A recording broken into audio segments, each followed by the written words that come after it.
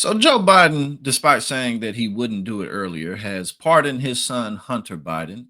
And of course, MAGA is up in arms about it, absolutely losing their minds. And there's so much irony or lack of irony there, considering the fact that the only reason Donald Trump ran for a second term in the first place was so that he could pardon himself and get away with 91 felonies. And, he literally tried to overthrow the government. But I suppose that's a conversation for another day. Not really. We definitely going to talk a little bit more about that in this segment. However, I personally don't really give a damn that he pardoned his son. However, I think it's fair to say that if he's going to pardon Hunter Biden, then he might as well pardon more nonviolent drug offenders, especially people who are in prison for things like weed. You know what I mean?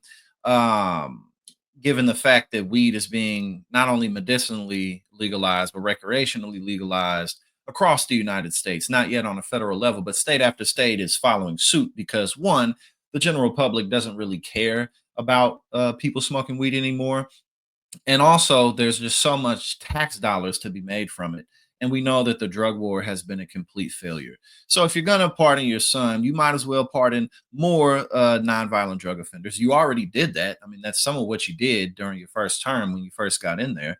And also, why not do a little bit more with student loan debt? Why not go crazy? Do everything that you can, sign all the executive orders before Donald Trump takes office in a few months, especially given the fact that, according to the Bureau of Justice Statistics report from 2021, there are at least 10,000 people in federal prisons for nonviolent weed offenses. So go ahead and pardon them. You know what I mean? Go ahead and sprinkle a couple more wins on your resume before you head on out. But we're going to go ahead and check this out.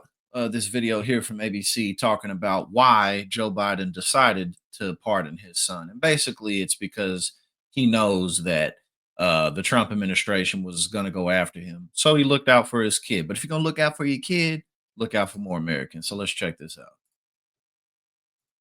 Conditional pardon of his son ends a legal saga the president now says was politically motivated. ABC News legal contributor and author of Pardon Power, How the Pardon System Works and Why, Kim Whaley, joins me now for more. Kim, thanks for coming on. President Biden now is saying his son was selectively and unfairly prosecuted. Now, those are the same arguments Hunter's defense team made in court that were rejected by a judge or jury. And in the past, the president has talked about having faith in the justice system and so on. So why is the president saying this now? Well, Lindsey Graham and other Republicans have said the gun charge in particular is one that probably wouldn't be charged except that it was Hunter Biden. I mean, that charge is that when he was asked in applying for a gun to check a box as to whether he had a drug addiction, he said he didn't. So it was a misstatement on that application. I think the argument is, listen, if there wasn't a bullseye on his back by virtue of him being Hunter Biden, that they wouldn't have sniffed out something like that to charge him with. But, this was under the second part of it. It was under Joe Biden's Justice Department. At any point, the president had the constitutional power to call the process off, but he's adhered to the rule of law and the sanctity of the system as we're heading into, I think, a very, very different look for the Department of Justice under the second Trump administration. Now, Kim, this is a sweeping pardon, not just for the charged crimes, but for any crimes Hunter Biden may have committed from 2014 to 2024. What do you make of how broad that language is? That's critical. I mean, it reminds us of what Nixon's pardon by Gerald Ford. Usually it's for a specific crime. I think, we've been talking about Kesh Patel. Again, she about to get into it now, but I mean, the truth is that all the hoopla around Hunter Biden was political. It was all politically motivated. So again, I personally don't really care that he did this, but if you're gonna do this, then why not do more? Potential FBI director, DOJ, Pam Bondi. These folks have publicly stated that they're on board with using the Justice Department as a mechanism of vengeance and retribution. So the breadth of that pardon suggests that President Biden understands that without that, Hunter Biden could be targeted for a vindictive prosecution, and he faced jail time with these two convictions, and Donald Trump will be at in charge of the Federal Bureau of Prisons. So would be in charge of Hunter Biden's day-to-day life. I can understand why a president would not want his son to be put through that moving forward. Is there any sense of who else Biden might pardon before leaving office?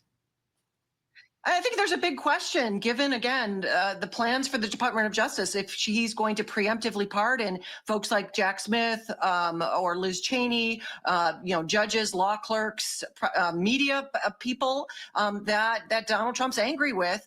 That would be unprecedented. It would be a historical first. But we're, again, facing an unprecedented era of the Justice Department being used for personal retribution. If we trust Donald Trump and understand that he gets that the Supreme Court has now given him blanket immunity for abuses of that kind of.